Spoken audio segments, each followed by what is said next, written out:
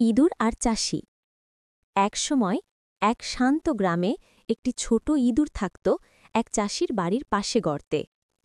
চাষি ছিলেন পরিশ্রমী ও দয়ালু মানুষ।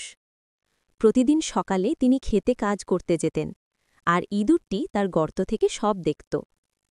একদিন ইঁদুরটি দেখল চাষি একটি ফাঁদে পনির রেখে দিয়েছে তাকে ধরার জন্য। ইঁদুর ভয় পেল, কিন্তু সে ছিল বুদ্ধিমান। রাতে সে নিঃশব্দে গোয়ালঘরে ঢুকে তার ধারালো দাঁত দিয়ে ফাঁদটি কেটে ফেলল।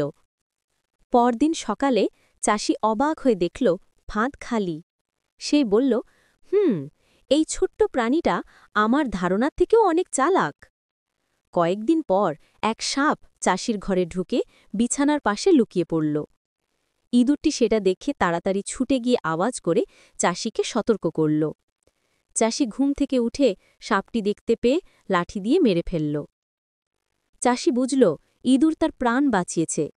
সেদিন থেকে সে আর কখনো ইঁদুরকে ধরার চেষ্টা করেনি, বরং প্রতি রাতে সামান্য কিছু ধান ইঁদুরকে দিয়ে দিত। ইঁদুরটি খুশি হয়ে বলল, দয়া কখনো বৃথা যায় না, তা একদিন না একদিন ফিরে